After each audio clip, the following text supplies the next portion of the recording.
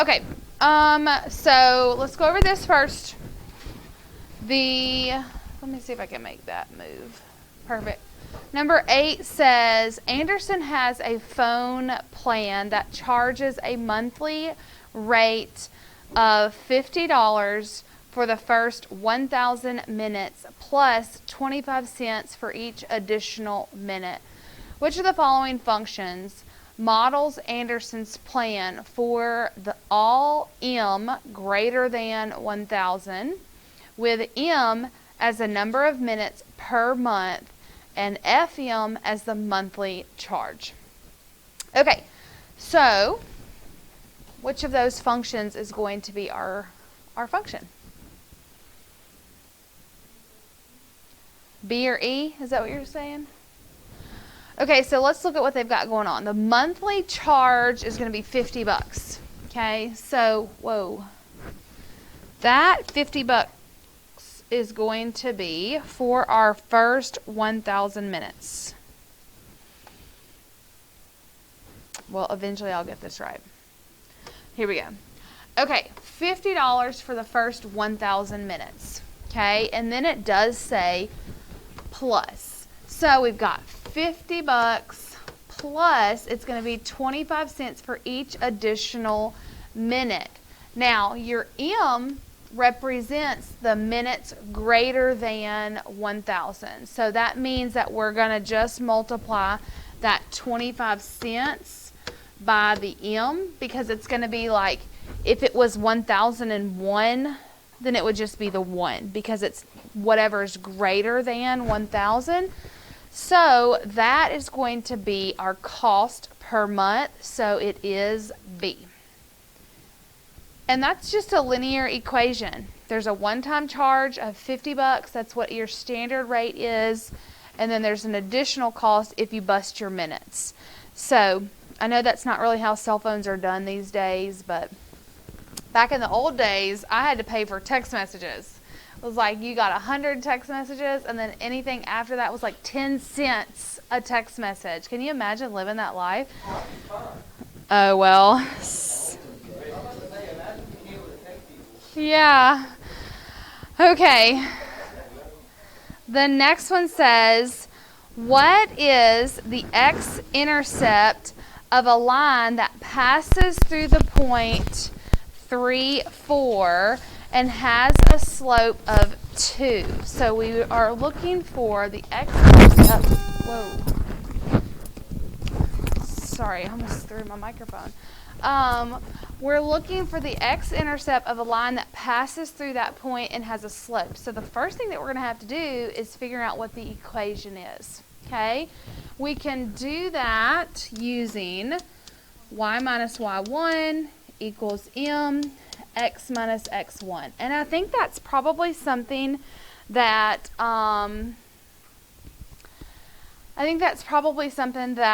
we have talked about this year together. If not, you've definitely talked about it in your Algebra 1 class. So it's y minus 4, because that's going to be our y1, equals the slope, which is 2, x minus x1, which is 3.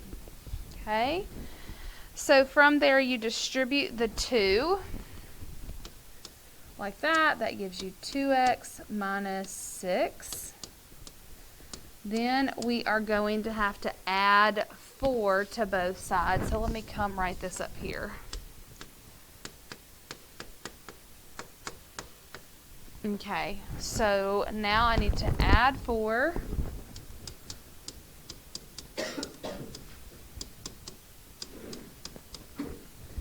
So that's your equation. Now, that doesn't tell you the x-intercept. Just gives you the equation. You could, if you wanted to, graph this out and find it on the actual graph. You're looking for where it's going to cross the x-axis. But you know that if it's on the x-axis, like let's just say it's right here on the x-axis, what is the coordinate of that ordered pair? 3, 0. Okay, if it's over here, it would be at So no matter where it's at, what's the y coordinate going to be? 0. So what we can do right here is plug 0 in for y and just solve for x. That's going to give you the x coordinate, okay? Because you know it's going to have a 0 for y. We just have to figure out what x is going to be. So what's my first step in getting x by itself? Add 2. So we're going to add 2 to both sides. That's going to give me 2 equals 2x. Now how do I get that x by itself? Divide by, yes, Lily, what's your question? Perfect.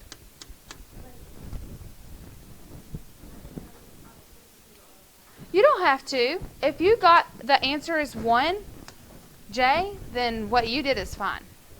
Like, remember on the ACT, you can solve things however you want. You don't have to do it a certain way. Did you just graph 3, 4 and then use the slope? Is that what you did? That's good. 1, 2, 3, 1, 2, 3, 4. So she graphed this here, and then you used your slope of 2 to get some other points. That's perfect. So she did rise 2, run 1 to get there, and then she could graph it out, or she could go down 2, over 1, down 2, over 1, and there she is at 1, 0. That's perfect. And honestly, looks a lot easier than what I did. So, either way is totally fine as long as you got the answer. Okay? All right, keep that. Remember, we'll turn those in not this Thursday, but next Thursday. So keep up with those so you can turn those in to me. I do want to tell you about our bonus opportunity.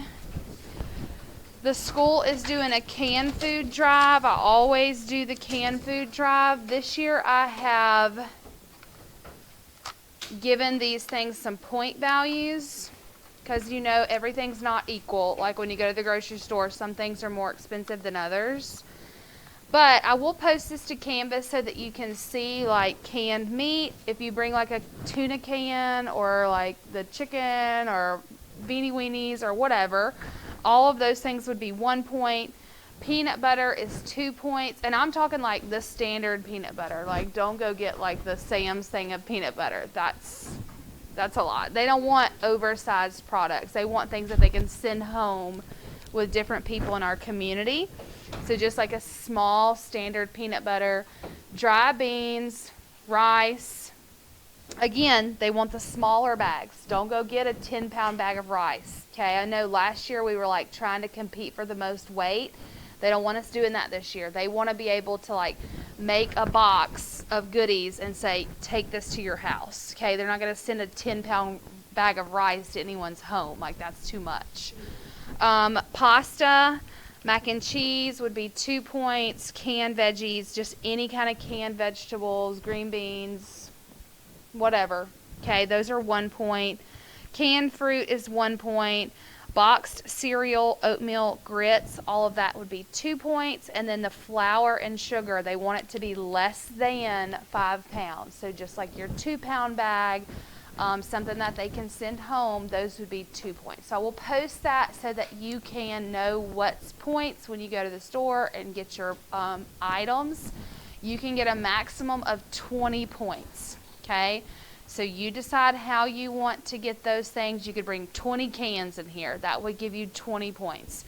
You could bring how many boxes of cereal? 10 boxes of cereal if that's what you wanted to do. 20 points. So 20 points is your maximum that you can bring. So you decide how you want to make your 20 points up. And then last year, there were several people that didn't want to bring like everything in one day. That's fine. If you just want to bring 5 cans, 5 cans, 5 cans until you get to your 20, that's fine too, okay? So, but take advantage of that opportunity. This will be the only bonus that we have this whole 9 weeks. Actually, the whole semester, because you didn't have a bonus the first 9 weeks. So, if this doesn't work for your family and you're like, Miss Cole, that's not something that my mom is going to be on board with, just send me an email and I'll give you an alternate assignment. No big deal. No worries. Just let me know and I will give you something else that you can do. But it will, of course, be something mathematical, algebra 2-ish. Okay? So those are your options for that bonus. And then I don't know when the due date is. I don't know when she's cutting it off. It's Miss Carberry that's doing it. So you'll probably hear people talking about that. But let's try to get them in and done with before we leave for Thanksgiving break. Okay, so you've got tomorrow that you could bring them, or you can bring it all next week. And then that way we can be done with it. I can get all those grades put in the grade book and be done with your bonus. Okay? And so if she tells us it's Christmas, then we could extend it. But let's just try to be done with it by next week. Okay? Cool. Oh, okay. I thought you had a question. Okay, cool. All right. So now what we are going to do is move on to lesson 8, activity 8 in your springboard book. So grab your springboard book, find lesson 8 while I find lesson 8. 121? Perfect. All right, so everybody's getting to 121. Look at that. What just happened? Look at all the like smart question marks. It's weird. We get to learn about imaginary numbers. Yeah, that's what we're going to, it is a thing. That's what we're going to be learning about today. Why do you need to know about imaginary numbers? Well, being honest and being real, you'll probably never actually use this outside of a math class, but it is on your ACT. Okay, so if you've already taken the ACT, you've seen those little eyes on your ACT, and you probably had no idea what that was about. So that's what we're learning about so that you can get those questions correct on your ACT. But there are like different skilled jobs that use this. It's mostly, it's mostly used to like track things or whatever. It even tells us a little bit about it here. It says like the equation, whatever, has a special historical and mathematical significance. It's beginning in the 16th century. So, I mean, these things have been around for a long time. It's just not something that, like, on my average day, I deal with an imaginary number. Like, that's not a thing. But I do need to teach you this so that you can be prepared to have it on your ACT. Okay? So, let's do this. All right. So, an imaginary number, okay, there is an I is what it is. So, anytime, like if you're taking the ACT and you see that little italicized I, that represents an imaginary number. So, where does an imaginary number come from? Well, an imaginary number comes from the square root of -1. Okay?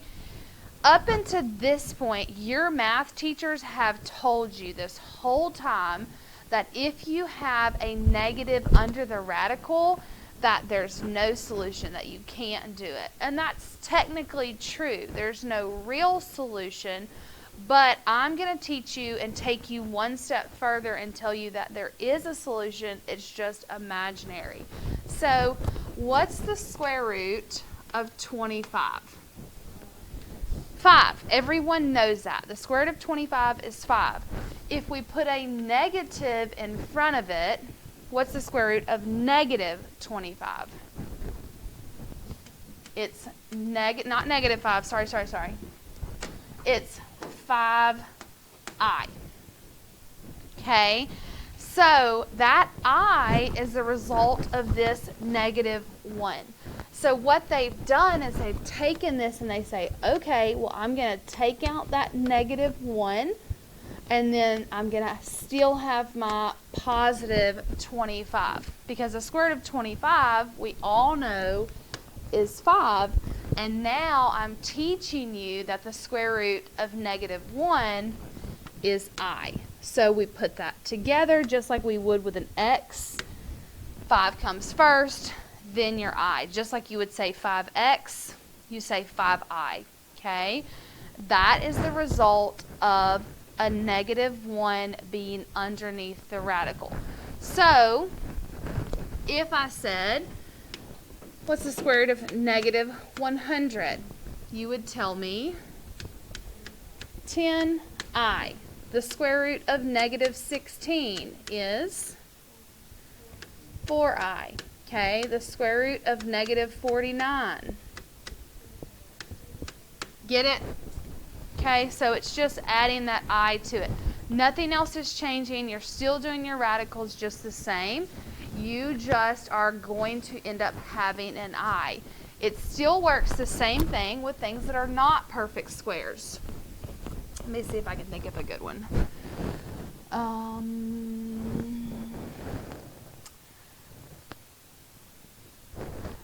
Let's do 24. Negative 24. Okay, so negative 24 is not a perfect square, right?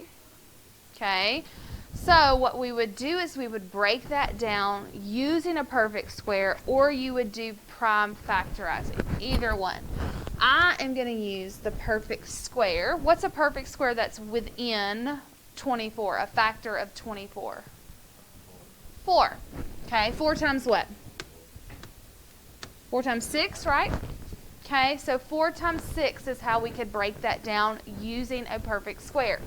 But it's negative, so I'm going to also include the negative 1. So negative 1 times 4 times 6 gives me negative 24, right? Now, what I would do from there is just take the square root of this one, take the square root of this one, take the square root of this one. What's the square root of negative 1? I. What's the square root of 4? What's the square root of 6? It stays in the house because it's not perfect. Remember, it only gets to come out of the house if it's perfect. 6 is not perfect, so it stays in the house. So how would I write this appropriately?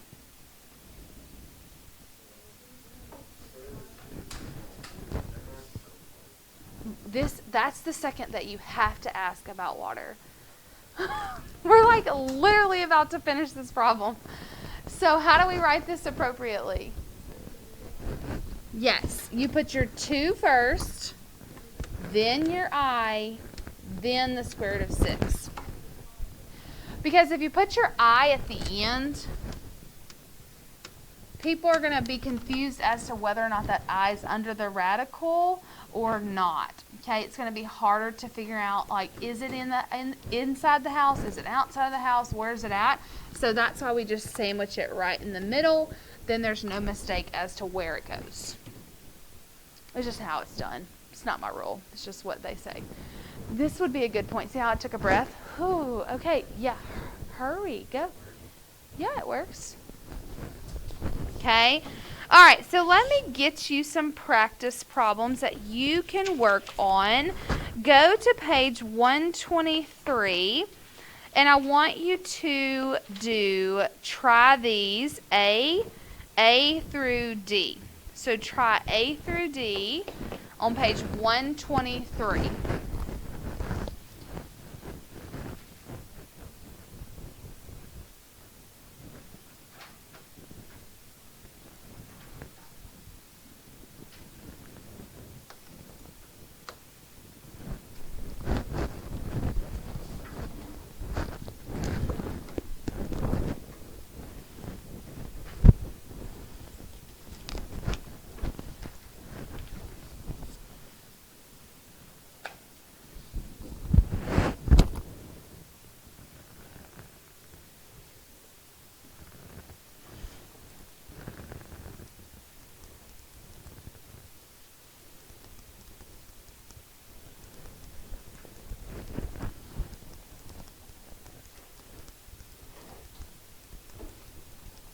Yes.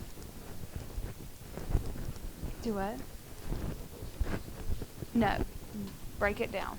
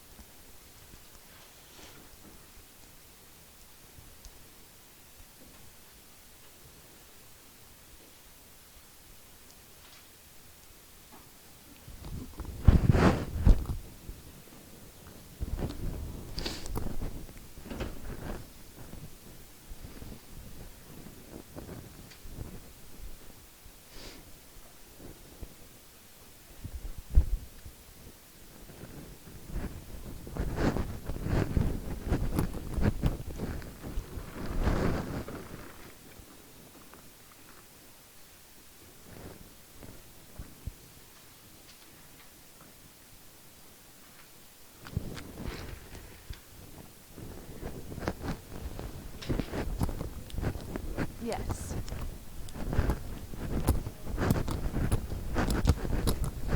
Say that again. Well, 8's not a perfect square and 3's not a perfect square, so that's why we didn't pick those. Your perfect squares, you've got to look for like 4, 9, 16, 25, those that are perfect squares, and pick one of those numbers. Yeah. Well, 50's not perfect, so that one's not. Yeah.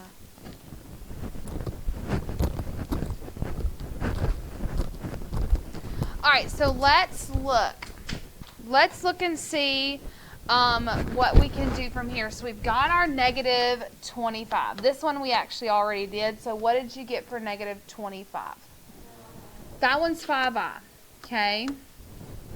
And technically it's plus or minus 5i, but the book doesn't make us do that. So it's okay that we don't have that. We'll run back into that eventually. Now look at b. You have negative 7 under the radical. 7 is not a perfect square, right? Does it have a perfect square within its factors? Well, it's prime, so there's nothing really that we can do. So what do we do in this case? Good. You put an I in front, and then you leave 7 in the house. So you take out the negative 1, that gives you an I, you put it in front, then you have 7 still in the radical. Now what about negative 12? Good, so we can break that one down. So we've got 3 and 4 and negative 1. Now, why can we not use 2 and 6? 6 isn't perfect and neither is 2. Somebody's got to be a perfect square. And in this case, 4 is a perfect square. So what's the square root of 4? 2. What's the square root of this? Negative 1. I'm going to put it behind 2. So 2i and then the 3 stays inside the radical. 2i square roots of 3. Just like that. Okay, we have negative 150. So I'm going to go ahead and take that negative 1 out. What are factors of 150 that are perfect? Good. 25 and 6. Okay, what's the square root of negative 1? What's the square root of 25? What's the square root of 6? Stays in the house. So our answer is 5i square roots of 6. Questions about simplifying those radicals. So like now you can't say that I haven't taught you something because you know about imaginary numbers because I taught you that. Okay, so yes, that is a teacher win. Okay, let's go to page 124. We're going to kind of just pop around through this lesson.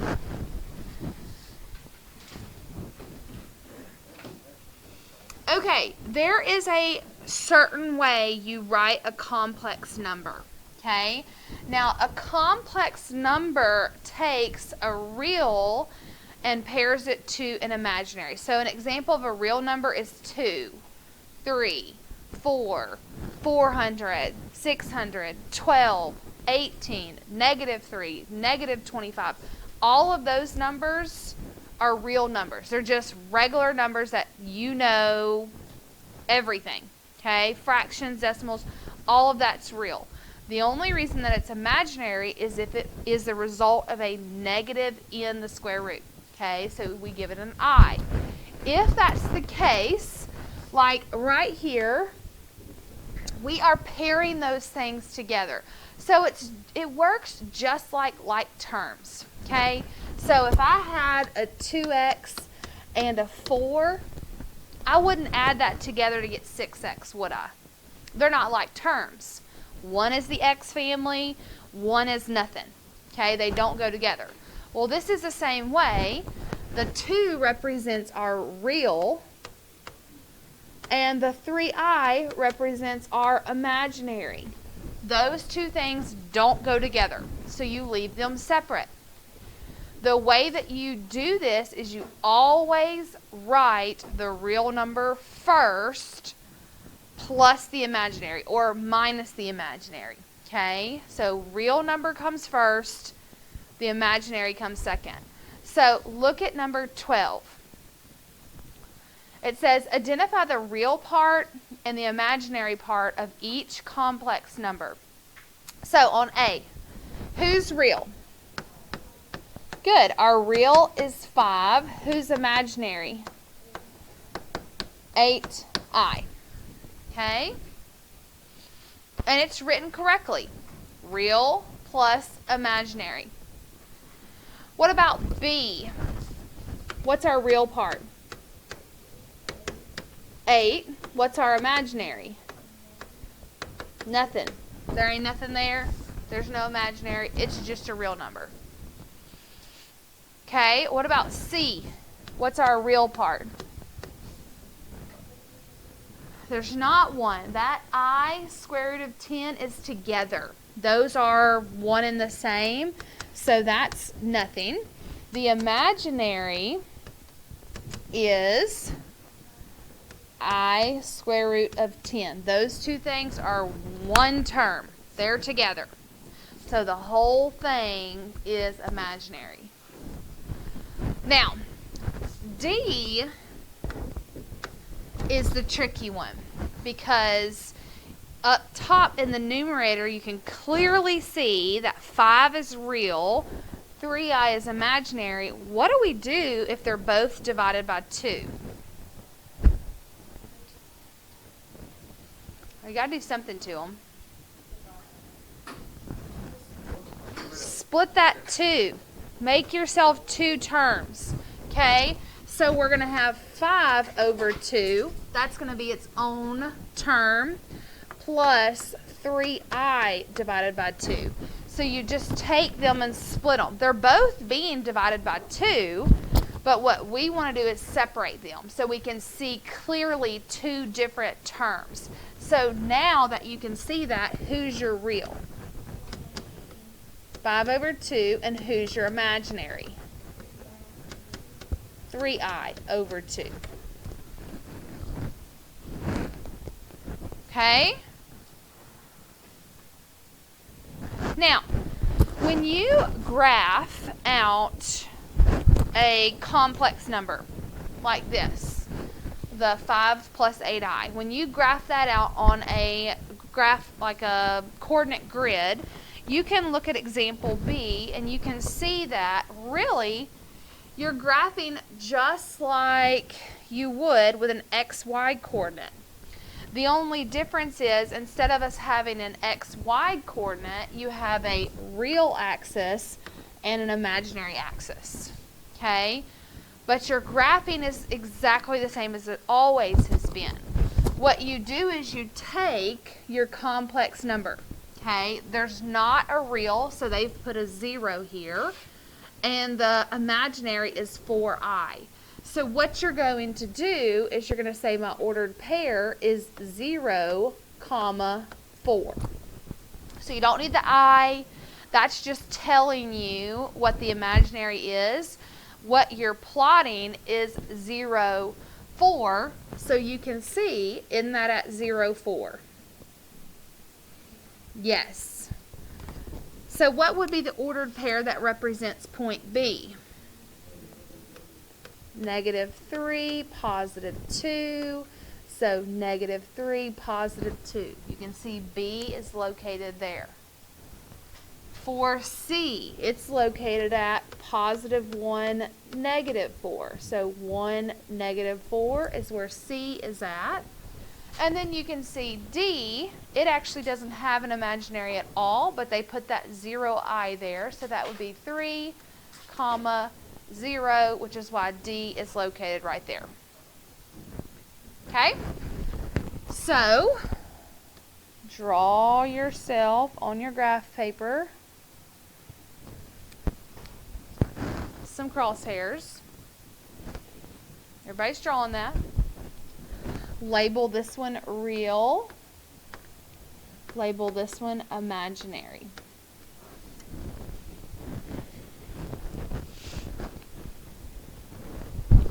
Okay, so we are going to graph, first of all, 2 plus 3i.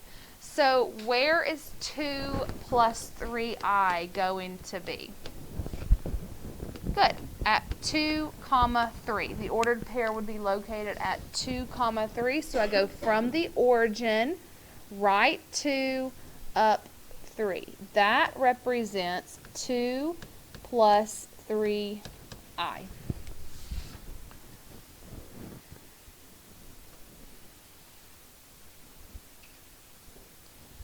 What is, or where is -3, -4i, or -4i, either one? Where's that ordered pair going to be? Good. -3, -4. So from the origin, left 3, down 4.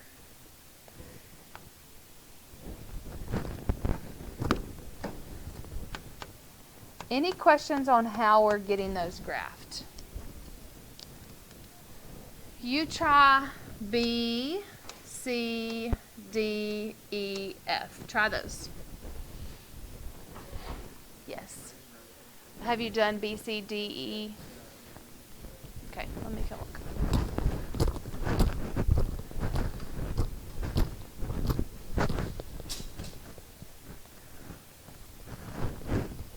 You did. Yeah.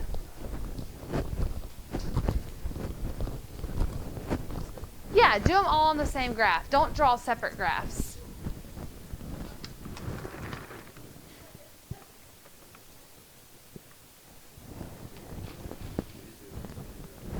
Yeah, you can do it. That's fine.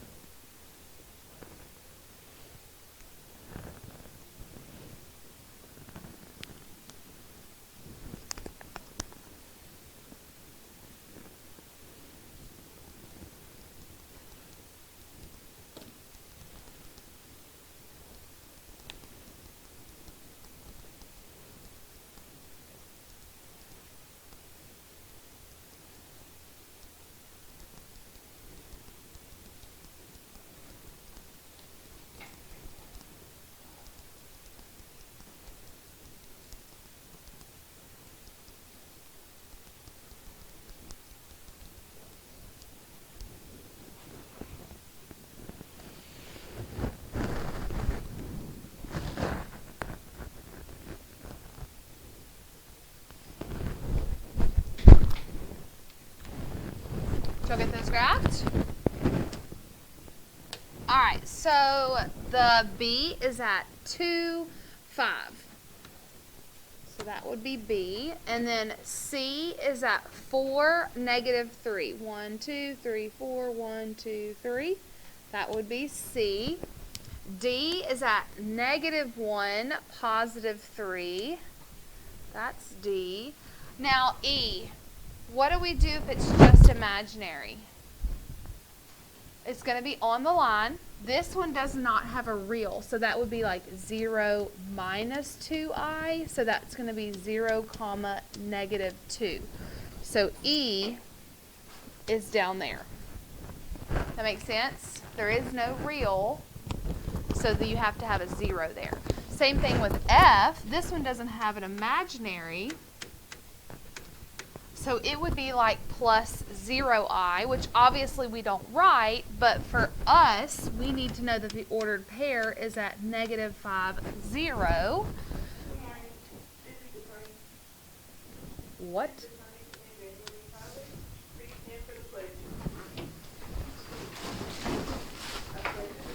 To the flag of the United States of America, and to the republic for which it stands, one nation, under God, indivisible, with liberty and justice for all.